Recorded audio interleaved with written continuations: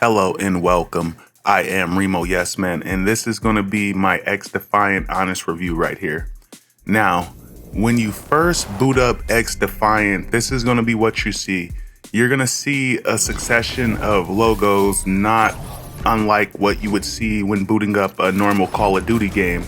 Unfortunately, this is all unskippable, and I'm pretty sure this is unskippable in order to disguise hidden load screens in order to get you to the primary load screen, which we are at now. And as you can see, it takes a good minute to connect. We are actually going to be stuck at loading screens for a good minute before we get to our primary hub where we can select loadouts and select game modes. So yeah, keep in mind, this does go on for some time, but once this finally loads, you will be directed to your primary hub. Now, obviously, this is not Call of Duty, but they are trying to be Call of Duty. So let's handle this like a Call of Duty game. When you boot up a new Call of Duty, the first thing you're going to want to do is you're going to want to make a loadout. So most likely you're going to travel to that loadout tab and see what options you have. Now, unfortunately, the way Ubisoft has set XDefiant up is you only get access to one weapon in each category, which is going to be the first weapon of each category. So you get one assault rifle, one SMG, one sniper rifle, one LMG, and one shotgun. Next thing you'll probably notice is all the attachments are tied to the weapon's level. Now, unfortunately, Ubisoft decided to go with this stupid ass design decision to where you have to grind weapon XP. It's basically just an extra level of grind when they could have just tied everything to your level progression. But unfortunately, you're gonna have to level all these weapons up in order to unlock the attachment for them. And honestly, I've probably put up close to 40 kills with this M4A1 and I'm still at level 1. So you're gonna be grinding weapon XP for a minute. Next, you have the factions. Now, this is kind of baffling because Ubisoft already has a bunch of known characters under its belt, but instead of that, it decided to go with these new quirky cast of colorful characters. Basically, each one of these factions is set up like specialists from Black Ops 3. Every single one of these operators has a passive ability, 2 activated abilities, and 1 ultra ability. Now you're gonna see motherfuckers going invisible, pulling out flamethrowers and shit. The one I've been running with the most is this chick because her passive is basically healing. She's all about healing and it's basically pretty simple to understand. But this girl's passive is she basically has these sonar goggles and she can go invisible like the active camo from the Ripper in Black Ops 3. And we have another dude that's basically like the Purifier from Black Ops 3. He has a flamethrower and a flamethrower drone and some other shit. It's basically just specialists from Call of Duty. Next, we're gonna jump over to the store. And as you can see, most of these bundles start at 3,000 to 5,000 coins. 3,000 coins is basically the equivalent of 30 to 40 bucks, while 5,000 coins is about 50 bucks. So these skins are actually priced pretty high. And then on top of that, it's like, who the fuck even are these guys, you know? You're charging $40 to $50 for a skin for fucking Johnny Fuckface. Nobody knows who these guys are and you're charging crazy prices for these skins. That's insane. What's crazy is Ubisoft has so many good characters under their belt. You could have brought out Sam Fisher or Zenyatta. Instead, you have this fucking random ass black dude who looks like he's fresh off the goddamn Magic School Bus. And then you're charging crazy ass prices for premium currency when the first thing you need to do with your free-to-play game is make it feel rewarding. But instead, you kind of drop the ball with that one. Now, one thing I will give Ubisoft credit for is at the launch of this game, they do have a target practice range, and that is absolutely essential when testing out new weapons and trying to gauge a weapon's effective damage range. I actually give Ubisoft massive credit for this because Practice ranges are pretty essential. You'd be surprised how many players actually use the practice range. Hell, I believe even the last couple Battlefields launched without a practice range. I don't know if you guys remember, but Battlefield 1 had one of the best practice ranges I've ever seen. It had like an entire map set up with all the weapons and vehicles laid out, and it was dope. It was really cool.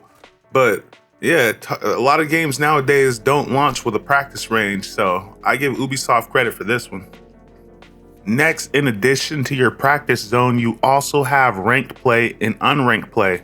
Now, most likely, most of your time is going to be spent in the unranked playlist. And as you can see, you basically have 5 modes. You have Escort, Zone Control, Domination, and Hot Shot. They also give you an option to create a custom playlist. Now, when you create a custom playlist, it doesn't give you any additional options besides what you see here. This is basically what you get when you create a custom playlist. You have these 5 options. Now, they are trying to copy Call of Duty here, yet they do not have a team deathmatch mode. I think you kind of dropped the ball with that one a little bit because you're trying to copy Call of Duty, yet you leave out the most popular game mode in the entire franchise that most players automatically gravitate towards. Now, why do we play Team Deathmatch?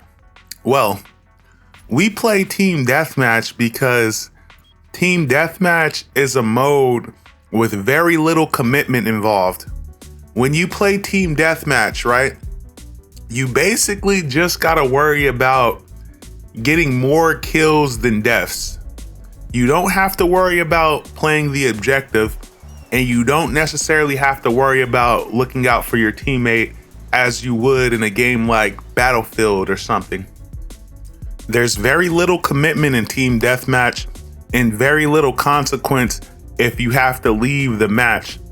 But those same reasons also make it one of the most chaotic modes in Call of Duty, and that's why people love it. And you don't have it in your game, so I don't know what the fuck you're doing, Ubisoft. Now, having said that, this mode that they just threw me in is called Hot Shots. This is basically kill confirmed, and it is as close to Team Deathmatch as you are probably going to get in XDefiant. Now look, if you see me meleeing the air right here, that's actually because I had uninstalled the game and I had reinstalled it. And for some reason, if you uninstall the game and reinstall the game again, it doesn't save your settings. So if you had customized your control setup, you're gonna have to redo that before the match, or you're gonna have to redo that in the middle of the match. I did not realize this, so you're probably gonna see me melee in the air quite a few times before I have to adjust my controls right here. Now, the objective of Hot Shots is basically to kill enemies. As you kill enemies, they drop bounties. The more bounties you pick up, the higher the chance you have of becoming the Hot Shot.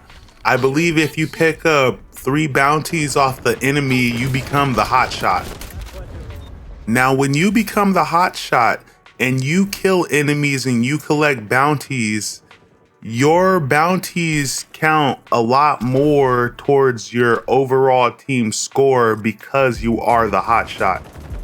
Now, what you're seeing right here is in the middle of the match, I have to adjust my button layout to Brawler because in Call of Duty, I usually play on a tactical setup. And so Brawler is basically the equivalent of tactical. But the problem is you can't drop shot in this game because you can't go prone in this game. Why Ubisoft decided to make a Call of Duty clone where you cannot go prone is fucking baffling. I don't know if Ubisoft thought going prone would be too overpowered. I don't know if they thought it would slow the game down. But the fact that you cannot go prone in this game is wild. And it's kind of a huge crutch in my game because I love to drop shot, I love to jump shot, but it feels awkward in this game because you can't go prone. So I often find myself dropping to a knee in the middle of a gunfight when I should have just aimed for the enemy's head. I literally have to almost train myself to not drop shot in this game for the simple fact that you cannot go prone. So keep that in mind if you decide to hop on this shit. Don't try to lie down or go prone or any of that shit, because that shit's not going down in this game. Another thing you're gonna see me do often in these games is you're gonna see me pick up someone else's weapon for the simple fact that it's a weapon that I don't have access to. So picking up weapons is the best way to use new content. But the problem with that is when you pick up someone else's weapon, you don't earn XP for your own weapon, right? And if you're not earning XP for your own weapon, you're not unlocking weapon attachments. And I've put up several kills with a lot of these weapons, and the highest level I managed to get my weapons to was level 2. And you can say, hey, maybe you're not trying hard enough, or maybe you're not focusing enough on one weapon. And that may be true, but it certainly doesn't feel rewarding. What XDefiant basically feels like is it feels like a level grind on top of a weapon XP grind on top of a battle pass grind. And that fucking sucks. It doesn't necessarily feel rewarding for a free-to-play game. When you boot up a game like Warframe, the first thing that happens with Warframe is Warframe immediately feels rewarding to play. Warframe feels like a game that values your time, whereas XDefiant feels like a game that's just trying to get in your pocket. For me personally, if I was going to play a free-to-play shooter, I might as well play Warzone, because Warzone feels a lot better than XDefiant. And I don't even like Warzone, but Warzone feels way better than XDefiant. And then on top of that, Warzone has way more variety than XDefiant. So what I fear is going to eventually happen with XDefiant is I feel XDefiant is eventually going to fade into obscurity, because when it comes down to it, you're not Call of Duty enough to keep those disgruntled Call of Duty fans. Chasing Call of Duty fans is like chasing the dragon. Those guys are always going to go back to Call of Duty. You're never going to be Call of Duty enough to keep those guys. So next, we're going to be hopping into Domination, because as you can see, they also have Occupy and Zone Control. Now, all those are different variations of Domination. They're all zone control game modes, so we might as well just go with the big boy here and hop into some Domination. Now, we're gonna pull out Melee this time, and her special is the digital ghillie suit as well as the intel suit. I believe the intel suit can reveal enemies' locations, and the digital ghillie suit is basically the active camo from Black Ops 3. It's basically Ripper's active camo. Now, Domination is exactly what you think it is. Each team has a point by their base and a point in the middle of the match, right? So at the beginning of the match, both teams are going to capture the point closest to their spawn, and this whole game mode is going to devolve into one big ass circle jerk of everybody fighting over the middle point. So basically, whoever controls the middle point is going to win the game. And every now and then you might be able to do some sneaky fuckboy shit where you circle around the map and you ghost cap the enemy's flag, but only to get your ass whacked 2 seconds later, and the whole process starts all over again. And the thing about Domination is, if I'm not winning the game, eventually I get bored because Domination, you're basically relying on everybody playing the objective. And one thing people hate to do in Call of Duty, and therefore they hate to do in XDefiant, is play the objective. So when you're playing Domination and nobody wants to play the objective, it basically just devolves into a big ass team deathmatch outside of the middle point. And that's fine, but eventually that gets boring to me, you know? If we're gonna be doing that, I might as well just fucking play team deathmatch instead of sitting here losing a game. And since everything in this game is so XP dependent, from your weapon XP to your level XP to your battle pass XP, which is all affected by the XP you gain from completing a match, it kind of sucks when you're just fighting a losing battle.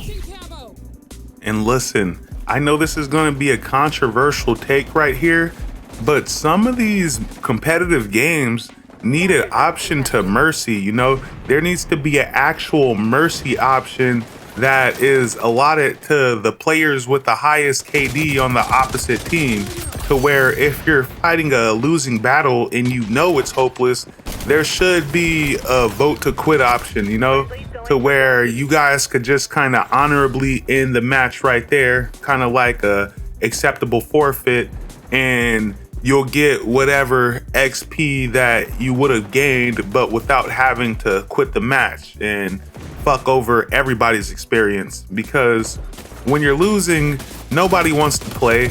All you want to do is quit and get to the next match to see if you have a better chance of winning. So next, we are going to hop into Escort. And Escort is exactly what you think it is.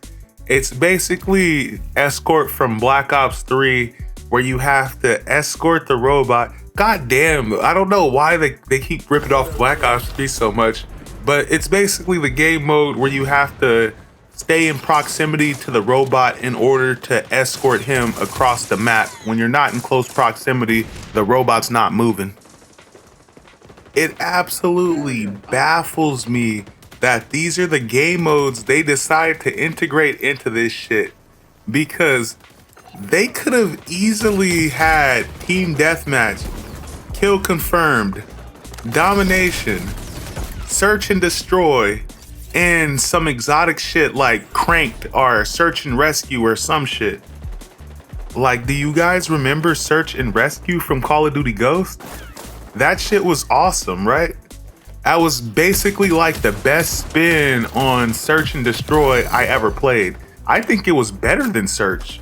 Or do you guys remember Cranked from Call of Duty Ghost? Cranked was fucking awesome. What Cranked basically was it was kind of almost like a team deathmatch in a way, but when you're playing Cranked, once you kill an enemy, right, a timer starts and you basically have 20 to 30 seconds to kill another enemy, and if you don't kill another enemy within that amount of time, you'll explode. Or they could have added gun game to this shit, you know? At least if you added gun game, it would give everybody a chance to experience all the weapons you have on your roster, and it might even compel some people to pick up some of those weapon packs that you're selling in the market. But instead of that, most players aren't going to get to experience that content unless they're picking up some random's weapon in the middle of a match. But anyway, guys, this is Escort. Escort pretty much sucks. XDefiant is definitely like Call of Duty in the sense that it will throw you into a match that is more than halfway over to begin with. But you know what? I actually don't really mind that, because some of these games, they only go on for 10 minutes, but I swear they seem like they're way longer than 10 minutes. Like, after a match in XDefiant, it feels like I just played like a whole ass match of Battlefield. There were so many times where I was playing this and in the middle of a match, I was just like, dude, I'm fucking bored. I'm fucking bored. And you could make an argument that, hey, maybe you just suck at the game, you know? Maybe you're going to be bored if you're not doing well. And hey, fair enough, you know? That's why XDefiant may not be the game for me. Even though I love Call of Duty, I don't necessarily like XDefiant that much. XDefiant, it comes across as a boring COD clone, and it feels like much more of a grind than a Call of Duty game. And that's really saying something right there. But as negative as I sound, I can actually see some people playing this and liking it, right? Because what Ubisoft actually has right here is they have a very good foundation. So if they want to keep growing the XDefiant IP, the earnest is on Ubisoft to keep making incremental upgrades to XDefiant to make the experience much better. This is 100% a formula that Ubisoft can integrate and improve on, because it's basically just a knockoff Call of Duty. It's like it's Call of Duty from Wish, but you know, Call of Duty from Wish actually isn't necessarily that bad, but at the same time, it's not that good either. I can see some fucking kids playing this shit. I can see some kids downloading this shit for free and playing it. But being a free-to-play game, you're also competing with the likes of Warzone and Fortnite. And it's kind of hard to compete with Fortnite because Fortnite has kind of set the bar for what premium free-to-play content is in this industry. Hell, I don't remember the last time I even paid for a battle pass on Fortnite, yet I always have V-Bucks somehow. Another thing that annoys me about XDefiant is, okay, we just lost the match, right? But once again, there's no option to just quit from this point. Look at that guy, he's trying to change his shit. You can't change your shit. We got our ass whooped, right? But there's no option to quit from this point. You basically just have to wait till this thing finishes loading so you can get to another loading screen. I cut it out right there, but it's basically another long ass loading screen just for you to get back to matchmaking. That's absolutely baffling. So when we look at XDefiant, what does XDefiant have? Well, XDefiant does have a good foundation. That's number one. Number two, the movement in XDefiant feels solid. Even though you can't go prone, the movement does feel pretty solid. That's number two. Number three, the weapons feel good to use overall. Number four, the game has a shooting range for you to test those weapons. Number five, the game looks pretty decent and the sound quality is all right. Now, what does XDefiant do wrong? Well, number one, the game does not feel rewarding to play. You need your free-to-play game to feel rewarding, or else players aren't going to want to stick around. Number two, you have a triple XP grind. You have a weapon XP grind on top of a level XP grind on top of a battle XP grind. That shit fucking sucks, man. Number three, these game modes are ass. You don't even have a team deathmatch game mode. The most acceptable game mode, in my opinion, is Hot Shots. But even then, I feel like you could have done a lot more in terms of game modes. Number four, your characters fucking suck. I don't know who these characters are, and I don't give a fuck either. And if I don't give a fuck about your characters, I'm definitely not gonna give a fuck about buying any skins for them. Number five, the game just feels predatory. In fact, after several hours in making it to level 9, I haven't even made it to level 2 in the battle pass. And I have won several games, and I've also lost several games. And yeah, you can make the argument that, hey, maybe you just suck at the game. Yeah, maybe I just suck, in which case, maybe this just isn't the game for me. Then on top of that, look at the pinnacle rewards in this battle pass. Like, who the fuck are these guys? DeRosa and Jing? I don't give a fuck about getting a skin for Jing. I don't know who the fuck Jing is. Jing can fucking go Jing on these nuts. Anyway, guys, this isn't the game for me. I'm uninstalling it right now. Thank you guys for watching. I greatly appreciate it. Hopefully this video helped you out. And if you are enjoying XDefiant, hey, good on you. Anyway, have a beautiful day, guys. Peace.